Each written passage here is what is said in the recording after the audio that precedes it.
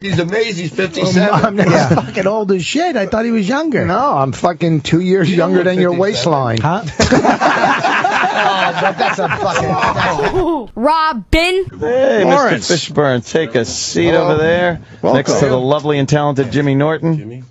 Anthony, how you doing, man? Anthony, Lawrence. Opie. Nice to meet you, Oh, Lawrence. that's Sam Roberts. Sam and I have met. Lovely and talented. Oh. Yeah. You guys met. We're on the air. Is this early for you? No, this is late for me. Really? Yeah, it's 10 early riser. Come on, what are you talking about? I know, I don't know. I haven't been to bed yet. Come on. If left to my own devices, I would sleep till noon, so. There you go. Are you at a point where you could demand later call times? Not yet. No? I'll let you know. Not yet. Not yet, after all these years. Working on it. Thank you. I think you've earned that right, sir. Not quite. I'm going to leave my phone on just in case it rings. That's good. We do. Yeah, we're here. Very You do? unprofessional. Yeah. Oh, I love it. So just get when something really nice is happening and just a ring fucking blows out. Yeah, and that right. sort of thing. Great. Well, what are you working on as we speak? As we speak, I'm out promoting a film called The Signal that I Yes. did last year, directed by a guy named Will Eubanks. A little freaky, little science fiction-y, Area 51-y kind of thing. I like that. Yeah, Definitely. really cool. It's the kind of movie I love. So, Yeah. we made it for a beer and a sandwich, and it's really cool. Shoestring budget, huh? Exactly. Was it like a Kickstarter thing? It's amazing how many people are using Kickstarter. It wasn't quite a Kickstarter, but the guy that directed it was actually doing a video for a band, and that kind of fell apart. And he had built all of these sets and stuff on his parents' ranch in California. So he kind of scrapped the movie, and then he scrapped the video and then shot a movie. That's called Love, that I think you can see online. And, it went around to various agencies and everybody was really impressed. And, so they gave him the money to make this other thing that he wrote with his brothers, which is The Signal. And, it's amazing because this kid, he has a visual vocabulary, that I can only compare to like Kubrick and Spielberg. It's like, he's like the love child of Kubrick and Spielberg. Wow. So he's the guy that's directing this? Yeah, he directed it. He wrote it with his brothers, and it's really amazing. How'd you get involved in that? I was lucky enough to, somebody said, "Oh, read this." I was like, "Oh, it's great. Can I do it, please?" They were like, "Yes, you get a beer and a sandwich." I was like, thank you very much. As far as the work that goes into it, you've done some amazing blockbusters like The Matrix, and the work that goes into a big budget movie like that and something like this. What's different on your side of it? What do you have to do differently? What do I have to do differently? That's an interesting question. I don't know that there's anything you have to do differently. I work just as hard. Right. I would assume. Is it physically? The Matrix is kind of a one-off. It's kind of a once-in-a-lifetime thing. You don't get too many of those. Right. But this was physically challenging because I spend the entire time in a hazmat suit that weighed about like 60 pounds. Oh, wow. 70 pounds with the helmet. There was not a lot of head movement. I couldn't look to my left or right very easily. We shot in New Mexico where it was really hot, so, it wasn't comfortable. But it's the last place you want to wear a hazmat suit. It sucks. Yeah, pretty much. Yeah, pretty much sucks. Yeah. Wow. So, is it some type of viral? Basically, it's these three kids who are like MIT kids, right? And they're into hacking and all that stuff. And they encounter what they think is a hacker who's taunting them and messing with them and challenging them. So they decide, we're going to go find this guy and confront him. So they take a road trip out to the desert from the East Coast. They get to this little, like, deserted town, and they get abducted. And when they wake up in this underground government Area 51-ish installation, and I'm there with all these other people in hazmat suits, and we're trying to collect data on them, and they're like, "What happened to us?" And we're like, "Well, we think you've been abducted by extraterrestrials, and we think you've been contaminated, and blah, blah, blah, blah, blah, blah, blah." And they're like, "Something's wrong here," and they try to escape, and when they do escape, they find out that things are definitely not what they seem. Things are not what they seem. The last thing you want to do is wake up and see people with hazmat suits standing over you. What's Unless really you're cool about Jimmy's this apartment. movie, the best way to describe it is like if it was like 50 years ago, they would have made this movie, it would have been an episode of The Twilight Zone. Oh, wow. It would have been a really good episode of The Twilight Zone. Yeah.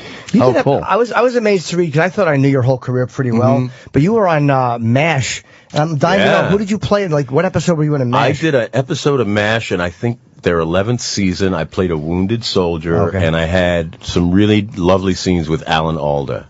And I think it came down to my character was, like, had PTSD or something. Yeah. And that was after Apocalypse Now. I was after Apocalypse Now, yeah. Which we're kind of obsessed with. Are you? On this show. Oh, my God, yeah. Because they said it was such an easy, comfortable film to make. Oh, yeah. Yeah, nothing to it. Nothing to it, man. Just 2 years in the Philippines. Yeah. Just martial law. Oh, wow. Yeah. Just, 2 years. Heart attacks, nothing. Oh, right. Martin had the heart attack. Yeah. He was like, wasn't he smoking like 6 packs a day at that time? He was actually half that, man. I think he was about around 3 packs a day. And he was running as well. Wow, Martin was an avid runner in those days. That was his physical fitness. So he was creating balance, I think. Yeah. But thank God he survived it. And we shut down for 9 weeks when he had his heart attack. And his brother came in from Ohio to be his double, and they did a lot of shooting of his character with his brother in the role, but they would shoot him from behind. Wow, no kidding. Yeah, it was fun. Did you get to, you didn't have any scenes with Brando in that, but did you at least get to meet him? I got to meet Marlon then, and later on in life, Marlon and I became friends, and I think it's pretty well known that he had struck up friendships with people on the phone and on the internet in the early days of the internet. Marlon was one of those people who would go out and explore the internet and strike up friendships with people.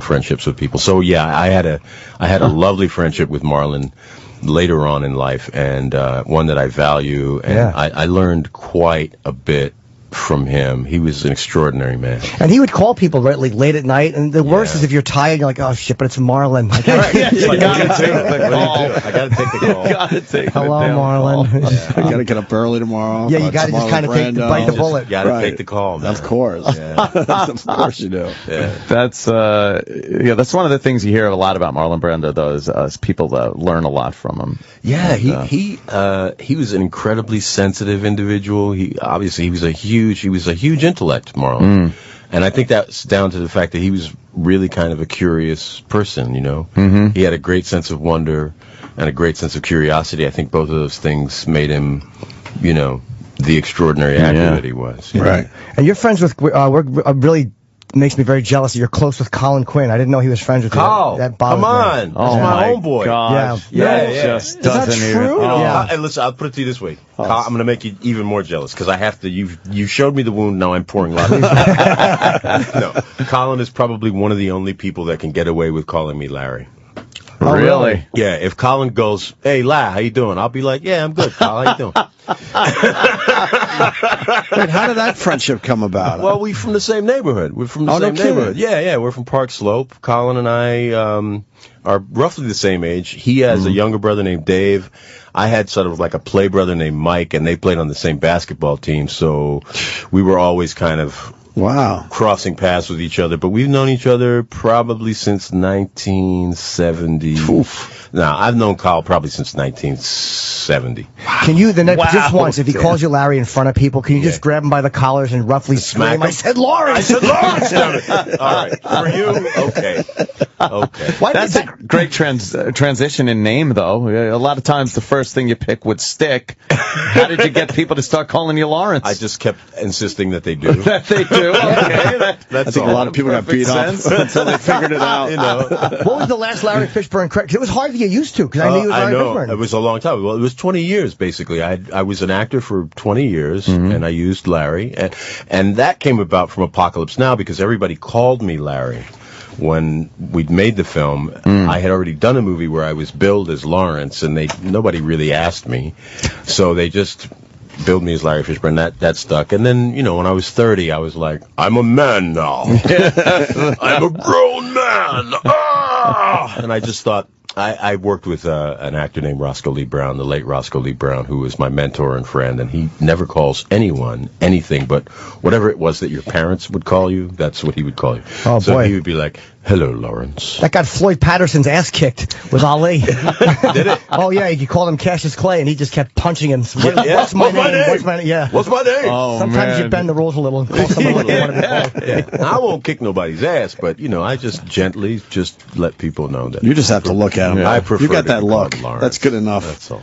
You see Lawrence looking at you, you're like, all right, I'm going But to calm Fish down. always works, too, though. Yeah. really? Yeah. Anybody, you can call me Fish. Yeah, it's like a good nickname. Did you do any scenes with Keitel? I think he was the first one Harvey? cast in Apocalypse. Yeah, Harvey and I did one scene, first day of shooting. We're out there, we're on the boat. It's the whole crew. We get the boat and we take off and we go up the river into the mouth of the sea, and we're supposed to be going wherever we're going.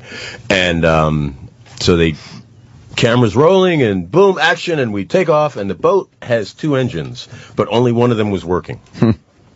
So that means we're snaking back and forth. We got to do a lot of tacking to get to.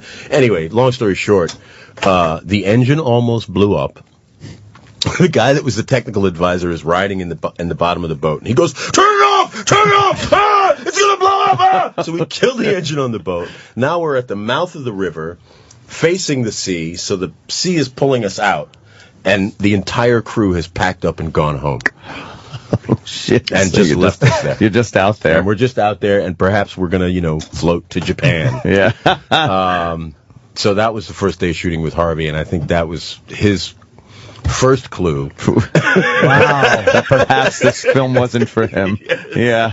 Oh, wow, man. Yeah. Well, I've seen the extended version. The 6-hour version. Yeah. I love that version. But I like the cuts they made. You're like, oh, I see why. Maybe because I know that version so well. Sure. When you're used to it, But what I love about that version is the Doors music in it. The thing that's cool about it is it's funny. That version of the movie has a lot more humor in it. It's a much lighter kind of film. And I attribute some of that to the use of one of the Doors tracks. I'm trying to think about which one it is, but I can't remember. It's one of those light, sort of bouncy things where Manzarek is just bouncing on the keys, and it's really, really fun. Peace Frog or something like that. Yeah. It is a lighter. Yeah, there are more There's funny moments. In the extended version. Yes. Yeah, Yeah. the extended, like they do the whole thing with the surfboard. Right. Right. We will not hurt or harm you. Yeah. We will not hurt or harm you. Right. I just want the board back, Lance. That's it's really cool. And and they get to bang the Playboy bunnies or whatever they are. Yeah, the Playboy helicopters. bunnies and the dead bodies and the whole thing. Yeah. It's There was quite a long dinner scene. cool. Yes, the French plantation. Yeah. Yeah, it's cool. But it's weird. I can't picture now Harvey Keitel doing that. Like it's like No. when somebody switches roles. Like Martin Sheen was the right guy for that. Marty was absolute perfection in that. Yeah. I like to think about, like Francis's movies up until Apocalypse, like, Godfather movies, which we all love, right? I think about Pacino's performance as Michael Corleone in Godfather 1 and 2 and his journey, and it's like really heavy, but it's nothing compared to what Martin Sheen goes through. Right. It's like cheese doodles. But what a great thing. Like he has the breakdown and they film it, and that's either a story that's going to make you a legend, or people are going to go like, "What a dick! He just filmed them having a breakdown." But it made it into the film. Yeah, that's a pretty naked. I mean, that's about as naked as you can get. Oh, yeah. Yeah, and it's so cliche to say, but I mean, it really is it was a brave thing for Marty to do. Were you part of the Paul Rubens, Phil Hartman kind of crew? I wasn't part of their crew when they were at Groundling. Right. Like, I wasn't a Groundling, but Paul Rubens and I had a mutual friend who introduced us to each other a couple of years before the Playhouse that I was involved in got started, and took me to the Groundling Theater, and I saw Pee-wee in one of the first performances that he did, and I just didn't get it, and I thought, if this guy, can I cuss on your show? Yes, If this motherfucker hits me with a Tootsie Roll, I'm going to knock him out. So, cut to, 4 or 5 years later, whatever, I had seen it, and I really didn't get it, but That's hilarious. You didn't get it. It was an audition, and I went in to see them, and it was for a cowboy, and I came in very sort of like Yul Brynner from like Westworld. Oh, like wow. Yul Nice. Brynner from like The Magnificent Seven. I was the man in gray, and I had a bald head, and I was like really kind of, serious, and I did the read, and John Paragon, who played Jambi the Genie, and Pee-wee looked at each other, and they looked at each other, and they looked at me, and they went, lighter? And I was like, oh, you mean like comedy? They were like, yeah. I was like, oh, okay. I can do that. Surprise, surprise, surprise. Hey, Pee-wee, how you doing? And that was how I got the gig. And they were like, shit. yeah, but there's something missing. I was like, oh, I'll get a wig. So I got this. That was it. I got this crazy jerry curled wig, and now I'm like, Holy this very metrosexual cowboy. But I love doing that. I mean, I used to compare it to being like on the old 1960s Batman show. Right. It's kind of because it was so colorful and just so out. Yeah. Did you finally get it? Did you finally? Oh, it's taken me all this time. I'm just now getting it. I'm just now getting it. You played. They're saying you have to go. You played a variety of. I mean, from Apocalypse Now to School Days to The Matrix. Like you play everything. Like what a great career, man. Thank you, man. Thank you. Yeah. I just like it. I mean, it's fun. I mean, that's the whole thing. I figured as an actor, I could be anything that I could imagine. So. Right. Did you purposefully try to go into acting, or one of those? Hey, accidentally fell into it. Happy accident. Really? Yeah, really happy. And what was accident. that? If you, my mom saw that I had the gift for the dramatic, I guess. Which for most parents means my kid was an incredible pain in the ass. And so she, figured out a way to kind of help me harness it and introduce me to acting, and I got hooked the moment I started it. And I've never looked back, Wow, yeah. It's really fortunate. Yeah, I guess it's worked out very well. Yeah. The Signal. It's in theaters tomorrow, June 13th, and it's Lawrence-Fishburn.com, and it's spelled B-U-R-N-E at the end. So I fucked it up. Nice going. You got to come back you guys. You got to come back for a longer visit. I'd love to, man. Yeah, I'd please love do. to. All right. I could just come when you guys are here, huh? Yep. Oh God, That's how it works. Are you kidding me? Sirius XM.